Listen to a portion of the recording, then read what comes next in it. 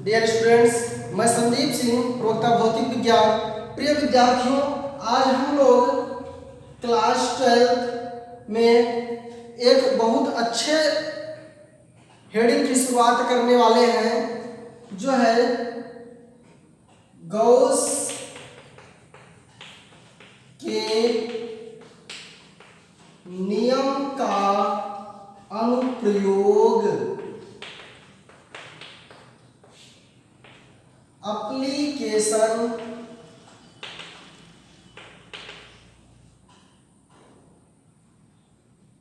Of Gauss law. प्रिय विद्यार्थियों, Gauss का नियम बहुत ही महत्वपूर्ण नियम है, जिसके बारे में हम लोग चर्चा कर चुके हैं। गॉस का नियम सिर्फ बंद पृष्ठ के लिए ही लागू होता है। यदि सरफेस क्लोज्ड है तो लागू होगा it is valid only for closed point charges. It is valid only for closed point charges. Phi E बराबर क्यू अपान एप्सिलॉन नॉट, जो आपको बताया जा चुका है। गॉस का नियम का जो अनुप्रयोग है, गॉस का नियम सममित आवेशों सिमेट्रिकल चार्ज की स्थिति में वैद्युत क्षेत्र को सुगमता से ज्ञात किया जा सकता है। जहां भी सिमेट्रिकल चार्ज रहेगा, जहां पर सममित चार्ज रहेगा, वहां पर वैद्युत क्षेत्र की तीव्रता को बड़े सुगमता से हम लोग ज्ञात कर सकते हैं। तो यहाँ पर आज हमारा पहला जो इनका अनुप्रयोग होगा, अनंत लंबाई का, अनंत, आप लोग जान रहे हैं अनंत लंबाई अर्थात जिसकी लंबाई बहुत ज्यादा हो। अनंत लंबाई के एक समान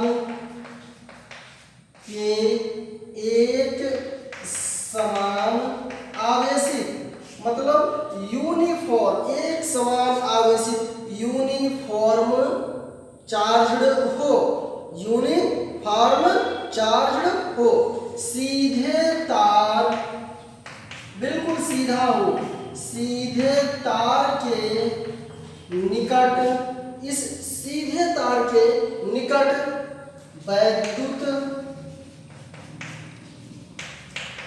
क्षेत्र की तीव्रता।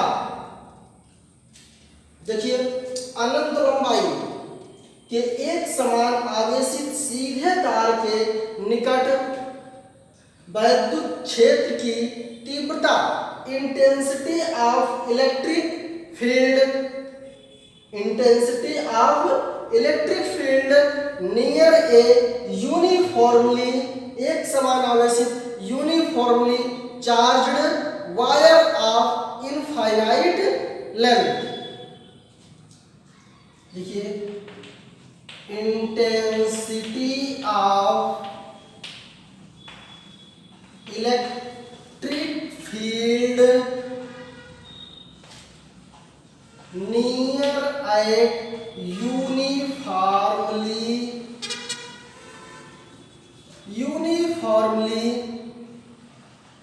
Charged, uniformly charged at infinite length. कहां पर होगा?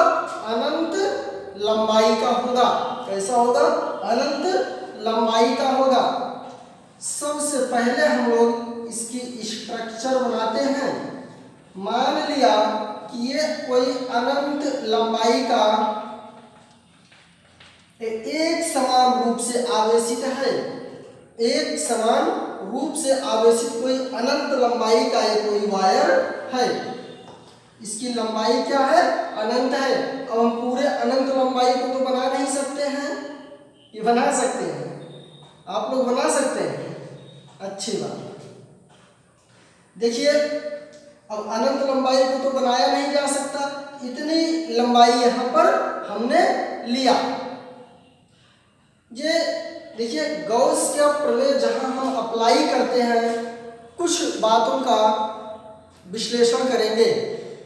यदि आवेश इसके अंदर होगा तो गॉस का नियम लागू होगा, अदरवाइज गॉस का नियम लागू नहीं होगा। आवेश अंदर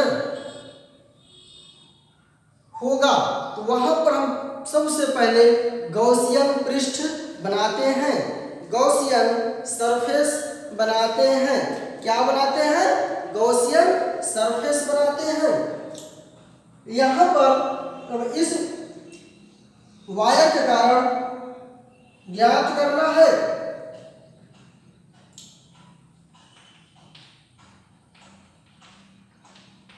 तो यहां पर एक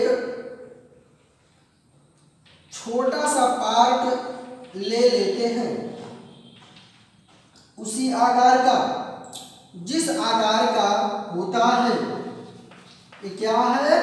गॉसियन सरफेस, जिसे गॉसियन पृष्ठ कहते हैं। इस गॉसियन पृष्ठ के अंदर चार्ज है। इसका मतलब यहाँ पर गॉस का नियम लागू होगा। समझ में आया? गॉस का नियम लागू होगा। इसकी जो लंबाई है, मान लिया कि एल लेंथ की लंबाई है।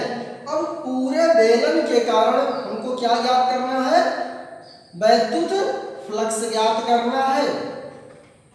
देखिए बेलन में एक तो ये वक्र वाला भाग, ऊपर वाला भाग जो समतल होता है, और दूसरा वक्र वाला भाग जो इस प्रकार, जिसे आप चाक है देख रहे हैं, बिल्कुल बेलनाकार है। एक तो ये वाला भाग जो बेलनाकार है, जो कर्व है, दूसरा ये वाला भाग जो समतल है, जो क्या है? समतल है। तो यहाँ पर क्या है? जो समतल है उसके कारण भी वैद्युत फ्लक्स उत्पन्न होगा, और जो कर्व वाला भाग है उसके कारण भी वैद्युत फ्लक्स उत्पन्न होगा। यहाँ पर देखिए, मान लिया कि यहाँ से r दूरी पर एक स्मॉल एलिमेंट लिया।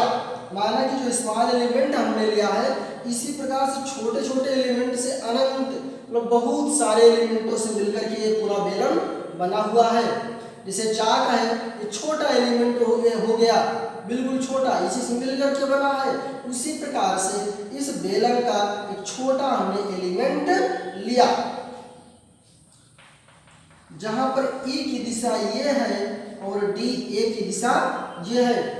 ये तो कर्व के आकार का है। यहाँ पर भी इसके कारण हमने एक लिया छोटा स्मॉल एलिमेंट। यहाँ पर जो DA होगा, DA की चूंकि लंबवत होता है सदैव, DA अब जो ऊपर तल है तो लंबवत होगा। यहाँ पर E है, थीटा बराबर एंगल क्या है? 90 डिग्री है। जब हम यहाँ पर आप इस प्रकार से देखिए, फाई E बराबर EDA cos theta, EDA cos 90 zero हो जाएगा। इस समतल भाग के कारण क्या हो जाएगा? फ्लक्स जीरो हो जाएगा। समतल भाग के कारण क्या हो जाएगा? जीरो हो जाएगा। जबकि जो वक्राकार भाग होगा, यहाँ पर E और DA, यहाँ पर आप देख लीजिए, फाई E बराबर EDA cos theta, EDA cos 0 क्या हो जाएगा? फाई E बराबर EDA, फाई E को ही इलेक्ट्रिक फ्लक्स कहते हैं। अर्थात जो स्मॉल एलिमेंट है, जो वक्राकार पार्ट है, इसके कारण यहाँ EDA, ये बात आपको बताना भूल गए। आप देखें यहाँ स्मॉल DA लिया गया है, तो ये भी क्या रहेगा? ये भी स्मॉल रहेगा। ये भी क्या रहेगा? स्मॉल रहेगा। यहाँ स्मॉल लिया गया तो यहाँ भी क्या होगा? ये भी स्मॉल हो जाएगा। जब एरिया हम स्मॉल ले रहे हैं तो क्या फ्लक्स नहीं स्मॉल होगा? वो भी तो स्मॉल हो जाएगा। इसलिए वो भी क्या हो गया? स्मॉल हो गया। अब यहाँ पर हम क्षेत्रफल अवयव जो ये डी ए लिया गया है उस डी ए से होकर जाने वाले वैद्युत फ्लक्स की, तो इतना फ्लक्स हो गया, डी ए से कितना फ्लक्स होगा, डी फाई ई बराबर ई डी ए। अतः गॉसियन पृष्ठ से, अतः गॉसियन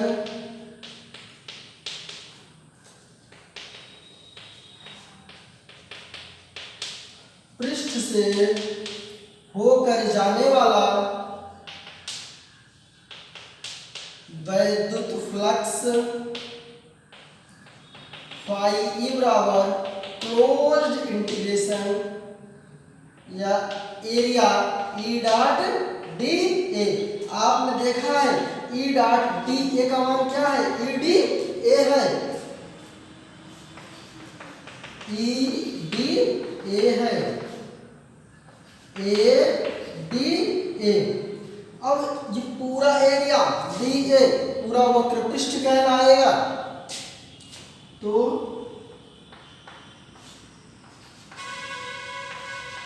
डी ए बराबर 2 पाई आर एल, यही तो बेलन का वक्र पृष्ठ होता है, बेलन का वक्र पृष्ठ होता है।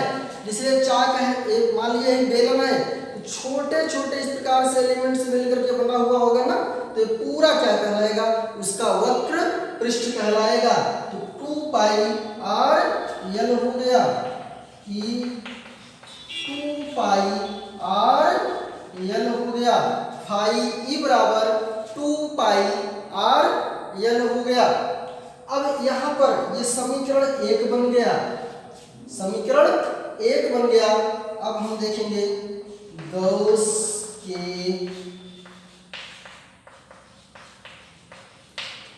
नियमानुसार,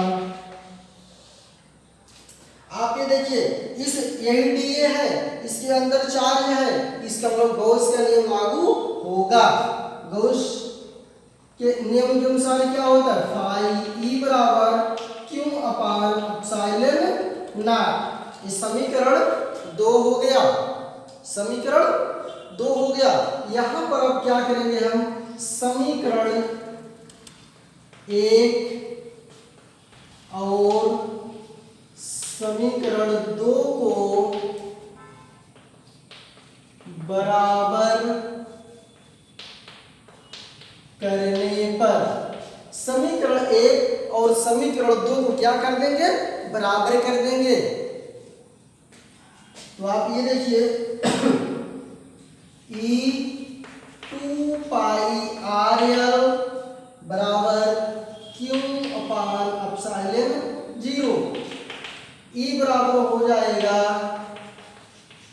2 पाई आर एल। सिस्टमेटिक ढंग से लिखते हैं, 2 पाई एप्सिलॉन 0 क्यू बटे आर इंटू एल हो गया। यह एक फार्मूला हो गया, यह एक फार्मूला हो गया, एक सूत्र हो गया। यहाँ पर इसके और भी कई प्रकार देखने को मिलेंगे। जो बेलन है, बेलन ये आप देख रहे हैं, बेलन में क्या है, यद लंबाई है, बेलन में क्या है, यद लंबाई है। आपको हम डेंसिटी में बताए रहे होंगे कि डेंसिटी मुख्य रूप से 3 प्रकार की होती है। एक लीनियर चार्ज डेंसिटी, जहां पर लंबाई पाई जाती है वहां लीनियर चार्ज डेंसिटी होती है। जहां एरिया पाया जाता है वहां सरफेस चार्ज डेंसिटी होता है। जहां पर वॉल्यूम पाया जाता है वहां वॉल्यूम चार्ज डेंसिटी होता है। तो यहाँ लंबाई है, इसलिए लेम्डा बराबर क्यू अपान एल हो जाएगा, लेम्डा बराबर क्यू अपान एल हो जाएगा।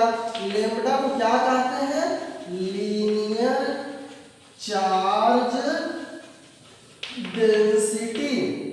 क्या कहते हैं, लीनियर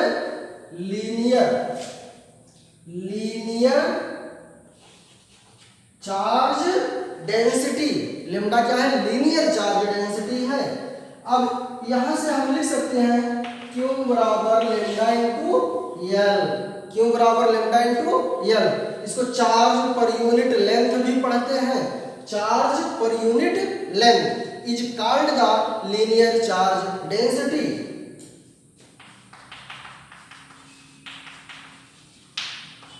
लेमडा एल से एल कैंसिल हो जाएगा, 2 पाई एप्सिलॉन नॉट लेमडा पर आर हो जाएगा। देखिए 2 पाई एप्सिलॉन नॉट का मान तो हमको पता नहीं है, इसलिए यहाँ पर हम नीचे 2 से गुणा कर दिए, ऊपर 2 से भाग कर दिए। आप ये देखिए नीचे हमने 2 से गुणा कर दिया, ऊपर 2 से भाग कर दिया, तो समीकरण बराबर हो गया न्यूटन अपान कूलाम हो गया। ई बराबर 1/4 pi epsilon naught 2 lambda upon R हो गया। लेमडा क्या है? लीनियर चार्ज डेंसिटी है। 1/4 पाई एप्सिलॉन नॉट क्या है आपको बताया गया है, 9 newton metre square upon coulomb square. वही मान आप यहाँ पर पुट कर देंगे। लेमडा का मान क्यू अपान एल है, मात्रक इसका कूलाम अपान मीटर होगा। इसका मात्रक क्या होगा?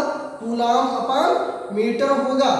अब यहाँ पर इनके बीच में एक बहुत महत्वपूर्ण बिंदु आता है, ग्राफ। क्या आता है? ग्राफ। आप देखिए graph between E and R. ये आपका ई है और ये आप ये देखिए बिल्कुल इसी प्रकार से होगा। E is inversely proportional 1/r है। यहाँ से बिल्कुल स्पष्ट है, इस सूत्र से बिल्कुल स्पष्ट है। जो ई है देखिए E is inversely proportional 1/r है, इसलिए यहाँ पर उसी प्रकार से तो ग्राफ होगा। आप जानते हैं जब इनवर्सली प्रोपोर्शनल में जाता है तो इस प्रकार से परवलय आकार के रूप में ही ग्राफ होता है। हम उम्मीद करते हैं कि यह पूरा सेशन आपके समझ में आया होगा और आपने इस पूरे क्लास में पूर्ण रूप से सक्रिय भागीदारी निभाई। इसके लिए बहुत बहुत धन्यवाद।